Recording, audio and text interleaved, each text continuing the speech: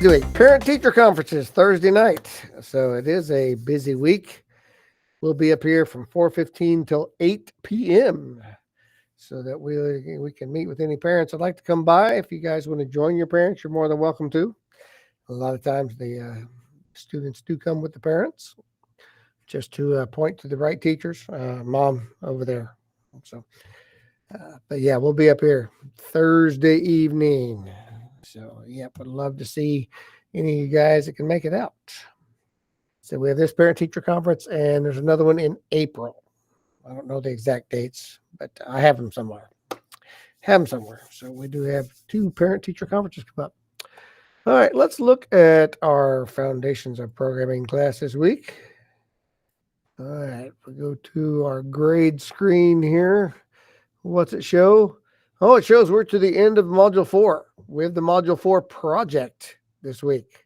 You should have all your programs and assignments turned in. I know several of you have turned in the list. I have not graded them yet. I saw I have a whole stack to be grading this week. So I will be working on that today and hopefully have that done by tomorrow's grade checks. If not, I'll just leave it blank. I won't put in a 0. If you've turned it in and it hadn't been graded, I won't put a 0. I only put zeros if you haven't turned it in the grade book. So I will get those graded as quick as I can, but I did see I have quite a stack of them.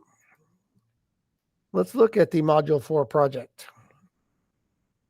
If we go to the instruction part here, yeah, it says, there's no lesson here. There's no reading in this lesson.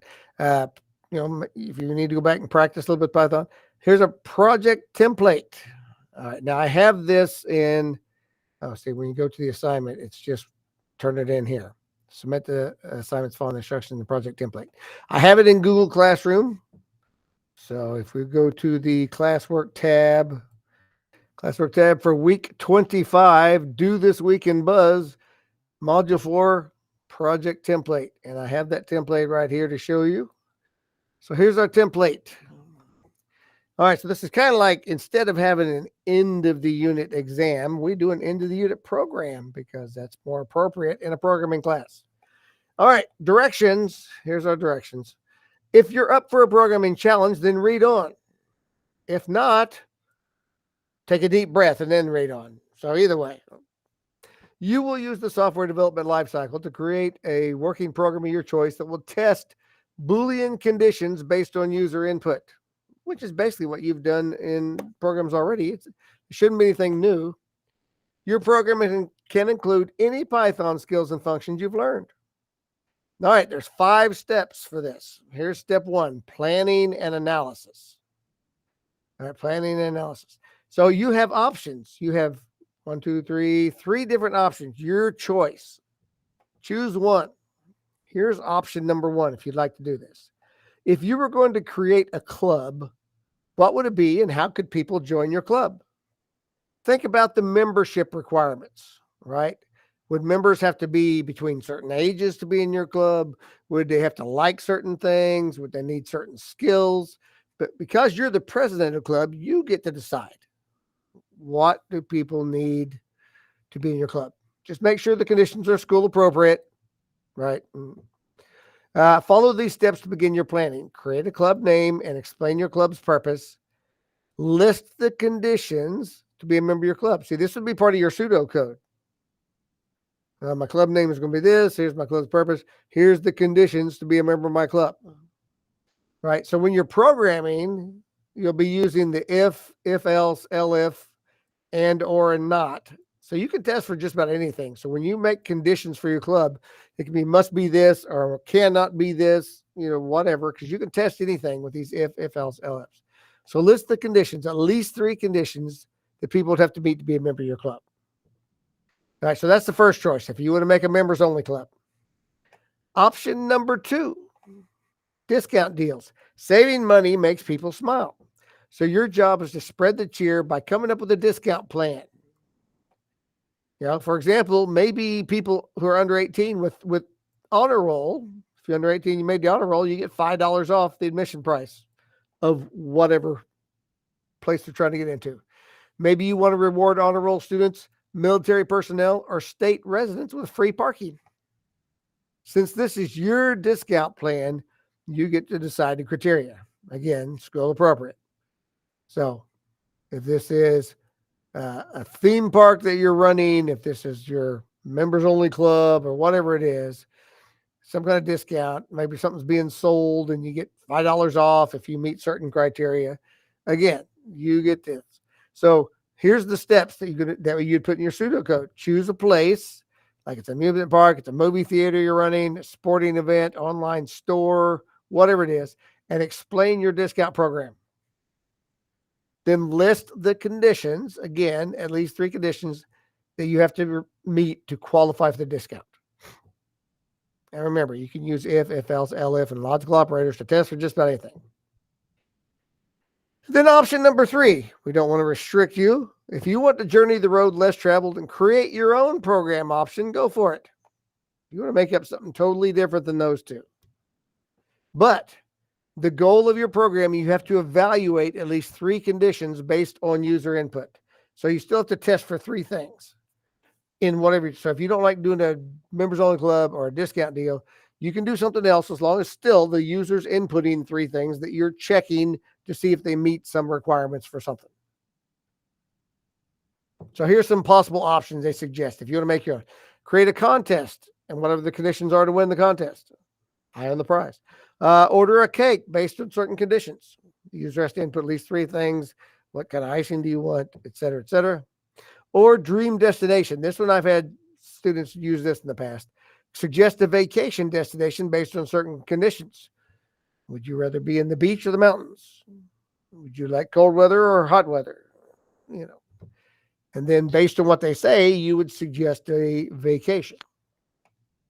All right, so that's all part 1, where you're planning and choosing what your program is going to be about, which is a good start for your pseudocode. All right, step 2, design. Now you write the actual pseudocode that you need to do that.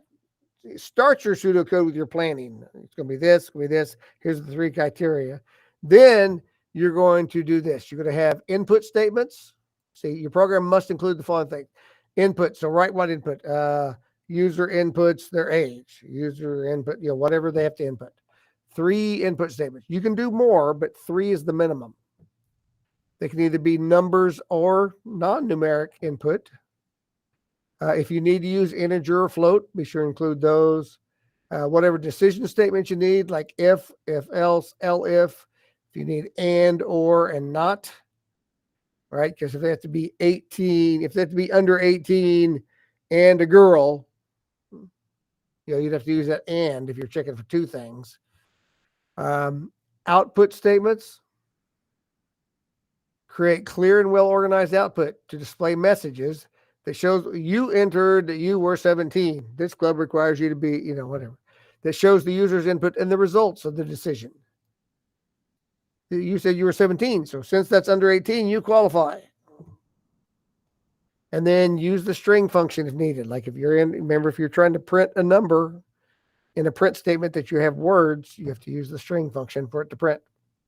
Optional, you could use a list if you need to, depending on what you're creating. Maybe you need a list. That's optional. It's not necessary. I'll put that in bold. Optional. So here's where you put your pseudocode. All right, step 3. Code your program. Write the actual code. Don't forget your comments with the heading that has your name, date, and description of the program. Don't forget to indent properly. Use white space to help it be more legible, easier to read, and use meaningful names for your variables. So here's some examples of what some other people have written. This is the Wacky Writers Club. Wanda, thank you for answering the application question. So obviously one of the inputs is ask them their name. Your application replies are, and they tell them exactly what they entered. They asked the user their age and they entered 15. Love to write? Yes. Favorite genre? Mystery. Previous work published? No. Willing to share a story? No. So they asked 5 things plus their name. They had 6 input statements. We love that you love to write. We do too. Unfortunately, you do not meet the willingness to share requirement for a membership to the Wacky Writers Club this time. So since they're not willing to share a story, they were not allowed in the club. But there's the sample. That's the output of what somebody else wrote. Here's another one. Let's pick a vacation destination. Chloe, thank you for your selections. You said your ideal vacation would be on wavy water, looking for an adventure, and traveling abroad. So the vacation destination recommended is to explore the Australian reefs in an undersea ship. So they asked some things, and based on what they entered, they gave a recommendation. All right, so whatever you write, here's where you paste your code. So that way I can check it out, help you if there's any errors. Step 4, we broke these 2 questions out separately. Testing, because you need to run your program and try to get all the errors out. What bugs did you identify in your code? Right? This is a pretty long program. You'll probably have some bugs. How did you fix them? So what do you have to do to make it work? And then here's the last questions. What design and functionality improvements could you make? How could you get feedback on ways to improve your program? If you don't know how to do it, how could you get some feedback? How can you expand your program to a new, better program in the future? And what are potential bugs that users may encounter if it's expanded? So thinking, a little bit deeper thinking, but still no wrong questions, just answer them. No wrong answers to these questions. Unless you say I didn't have any bugs and yet there's still bugs in your program. If you say there's no bugs and I run your program and it won't run because there's errors, that kind of says, did you not test your program? Right. And remember, if you're having errors, you can always email me your program, copy your program, email it to me, and I will help find bugs for you. I'm happy to do that. So this is the template. That is all the questions. That's it. It is in Google Classroom. Not learning anything new this week. We're just writing a program to practice everything that we have learned. And you got some choices that you can make on there. You kind of got options on how you'd like to do things. So there you go, guys. I'll let you go. I won't keep you longer. You may want to get started on this. If you haven't finished the lists program from last week, maybe you need to get working on that and get that turned in.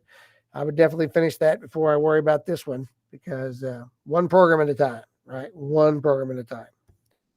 All right, guys. I don't have anything else for you today. It's the end of the module. We'll be doing another module next week, starting something new, learn some more programming. But anyway, have at it. Have a great week.